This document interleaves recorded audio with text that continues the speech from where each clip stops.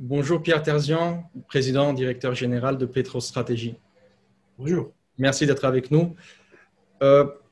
Monsieur Terzian, la crise sanitaire a provoqué un choc historique frappant de plein fouet la demande pétrolière mondiale. Comme nous le savons, l'économie de l'Azerbaïdjan est fortement dépendante de l'exploitation du pétrole en mer Caspienne. Cette nouvelle guerre déclenchée par Bakou contre l'Artsakh le 27 septembre peut-elle s'expliquer par l'effondrement des prix de l'or noir? Effectivement, le pétrole est à la base de l'économie de l'Azerbaïdjan. Je dirais même que c'est la seule base de cette économie qui est complètement monoproductrice. Et le fait que les réserves de l'Azerbaïdjan commencent à s'épuiser, elles sont déjà produites à 60%, et que les prix du pétrole sont bas, est un problème majeur que l'équipe d'Aliyev doit résoudre. Nous savions depuis quelques années déjà que le temps était compté pour l'Azerbaïdjan et que l'Azerbaïdjan devait chercher une solution avant la fin du pétrole, qui pour lui est maintenant dans un horizon de 5 à 7 ans. Après, la production sera tellement faible qu'elle sera insignifiante. Or, ce calendrier s'est accéléré au mois de mars dernier, lorsque le prix du pétrole s'est effondré. Là, nous avons compris que ce n'était plus 5-7 ans. L'Azerbaïdjan avait devant lui à peine quelques années, s'il voulait, par la force, résoudre le problème du Karabakh de l'Artsakh. C'est là-dessus qu'est venu s'ajouter le facteur turc. Je pense que le timing de la guerre actuelle a été déterminé par la Turquie, avec l'accord bien entendu de l'Azerbaïdjan. S'il ne tenait qu'à l'Azerbaïdjan, cette guerre aurait pu avoir lieu cette année, l'année prochaine ou en 2021-2022, mais pour la Turquie, le moment opportun était maintenant. Premièrement, à cause de l'élection présidentielle américaine, parce que l'équipe de Donald Trump est très bienveillante à l'égard d'Erdogan, on l'a vu, en Syrie, en Libye, en général, au Moyen-Orient, et que Erdogan a sans doute craint que l'équipe prochaine, qui sera probablement démocrate, soit moins bienveillante à l'égard de sa politique. Deuxième facteur, c'est que ces derniers temps, la Turquie a subi des échecs majeurs dans sa politique internationale. En Syrie, elle est bloquée par les Russes dans l'enclave d'Idlib. En Libye, ses forces sont bloquées également. Et puis, très important, ces dernières semaines, 2 coalitions se sont formées contre la Turquie. La première sous la direction de la France, au cours d'une réunion qui s'est tenue à Ajaccio, en Corse, et ce sont les pays du sud européen qui se sont réunis là. C'est une coalition politique. Et la deuxième coalition a été formée autour de l'Égypte avec 6 pays, Israël, la Grèce, Chypre, l'Italie, la Jordanie et bien entendu l'Égypte, et qui, elle, est une coalition énergétique. Ces 2 coalitions ont marqué la fin, en quelque sorte, de l'offensive turque en Méditerranée Est. Il fallait que Erdogan trouve une solution. D'une part, pour continuer à créer des troubles, parce que ça fait partie de sa politique. Sa méthode politique consiste à créer des troubles pour négocier à partir de ces troubles et essayer d'engranger des bénéfices. Voilà la méthode de M. Erdogan. Et puis le deuxième but pour lui, c'était à tout prix d'ouvrir un champ de négociation avec la Russie. Et puis, bien entendu, il y a au fond de tout cela la grande politique pro-ottomane, néo-ottomane d'Erdogan, dans laquelle l'ennemi arménien historique est désigné toujours comme principal objectif. Erdogan ne se cache pas. Il a déclaré que son objectif était de mener à bien l'œuvre de ses ancêtres dans le Caucase. Donc pour nous, Arméniens, le message était très clair. Et je pense que c'est pour toutes ces raisons que la Turquie a choisi ce moment pour lancer cette offensive avec l'Azerbaïdjan. Sur le plan pratique, tout le monde le sait maintenant, ça a commencé avec des manœuvres militaires au mois d'août en Azerbaïdjan. Les forces turques et azéri. À la suite de ces manœuvres, tout l'équipement et les hommes turcs sont restés sur place, ils n'ont pas été rapatriés en Turquie. Et quelques jours avant la guerre, la Turquie a acheminé des centaines de djihadistes, des mercenaires, et c'est cette carte principale qui va lui servir à négocier avec la Russie. Voilà ce que je pense du timing et des liens entre ce timing et le facteur pétrolier. D'accord. Et parlons des intérêts turcs et russes dans le secteur énergétique de l'Azerbaïdjan.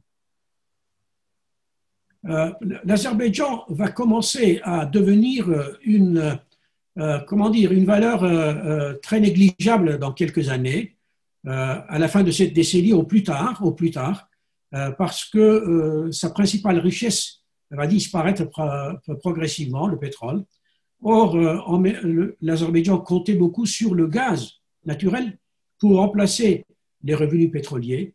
Et vous le savez sans doute, il y a le grand projet de Shah Deniz 2, 16 milliards de mètres cubes de gaz qui a déjà en partie commencé et qui va arriver en Italie dans les semaines qui viennent. Et l'Azerbaïdjan comptait sur les revenus du gaz pour compenser le déclin du pétrole qu'il ne pouvait pas freiner parce que tout simplement, il n'a pas trouvé de nouvelles réserves. Tout le pétrole qui est utilisé actuellement en Azerbaïdjan, c'est du pétrole découvert à l'époque soviétique. Il n'y a pas un baril de nouveau pétrole qui a été découvert. Or, la chute des prix du pétrole a entraîné la chute des prix du gaz naturel. En plus, il y a sur le marché du gaz naturel un excédent de l'offre qui est énorme et qui contribue également à la chute des prix du gaz. Il faut savoir que ce projet Shah Deniz 2 a coûté très cher à l'Azerbaïdjan, 40 milliards de dollars. Et selon nos calculs, il fallait un prix du pétrole équivalent à au moins 60 dollars pour que l'Azerbaïdjan commence à gagner de l'argent avec le gaz. On est aujourd'hui à 40 dollars le baril et il y a peu de chances qu'on arrive à 60 dollars dans les quelques années qui viennent. Ce qui veut dire que la promesse du gaz ne sera pas tenue. L'Azerbaïdjan ne peut pas compter sur le gaz pour compenser le déclin du pétrole. Vous voyez que de tous les côtés, sur le plan économique, l'étau s'est resserré autour de l'Azerbaïdjan. Or, un Azerbaïdjan moins important en termes de pétrole et de gaz, c'est un Azerbaïdjan moins important aussi pour la Russie, pour l'Europe et pour le monde. En même temps, vous le savez parfaitement, il y a une paupérisation en Azerbaïdjan.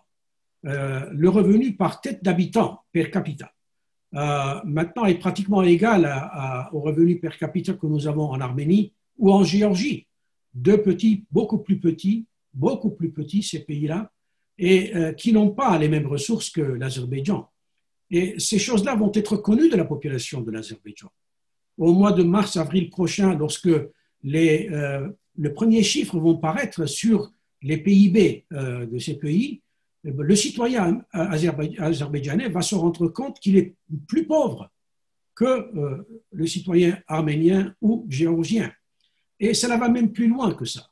Étant donné que la population en Azerbaïdjan est dans une situation d'inégalité beaucoup plus forte qu'en Arménie et en Géorgie, parce que la clique qui gouverne l'Azerbaïdjan a en main une très grande partie des richesses de ce pays, notamment par la corruption, qui est l'une des plus fortes dans le monde. Lorsque nous parlons de revenus moyens par tête d'habitant, ça ne veut rien dire. Si vous enlevez la part de la clique qui est au pouvoir, et à ce moment-là, le revenu du reste des citoyens azéris tombe encore plus bas. Autrement dit, ils sont vraiment dans une situation de pauvreté galopante qui va s'accentuer parce que le prix du pétrole, comme je l'ai dit, est très bas, parce que la production va continuer à diminuer et ainsi de suite. Et là, vous voyez, la situation est comparable à ce que Erdogan a chez lui en Turquie.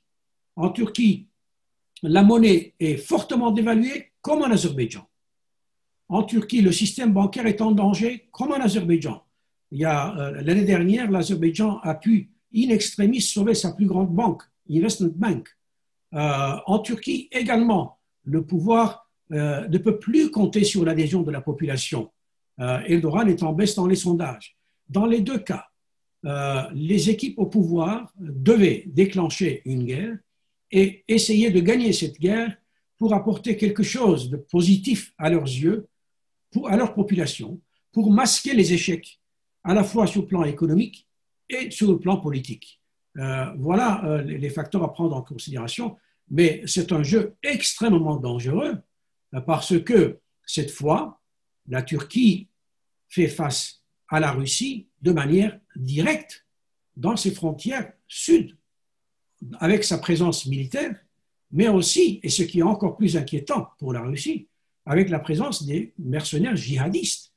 On sait que les provinces sud de la Russie sont à majorité musulmanes. Eh bien, la crainte de la Russie légitime, c'est que ces djihadistes pénètrent dans les provinces, exercent une influence dans ces provinces. Et ce problème existe pour l'Iran également. Et c'est pour cela que je pense que la Turquie a commis une erreur majeure avec l'introduction des djihadistes. Si elle pensait avoir une carte de négociation avec la Russie, elle l'a, mais elle a provoqué la Russie et je pense qu'il y aura une réaction russe. Cela dit, pour nous, Arméniens, l'essentiel, c'est de pouvoir tenir au front. Parce qu'à moyen terme, la Turquie sera perdante dans cette affaire. Ses calculs sont mauvais. Mais il faut tenir le coup sur le front, sur le champ de bataille. Et là, il faut vraiment prendre conscience de l'importance de la guerre qui se déroule actuellement. C'est une guerre qui est aussi importante que celle de Sabarabad en 1918. C'est une guerre qui est aussi importante que celle d'Avaraïr au 5e siècle. C'est vraiment l'une des guerres les plus importantes de notre histoire. Et c'est pour cela que tout le monde doit se mobiliser partout. Bien sûr, en Artsakh, ils le sont déjà, en Arménie, mais également dans le reste du monde. Merci. Merci Pierre Tarzian d'avoir accepté cet entretien. Merci à vous.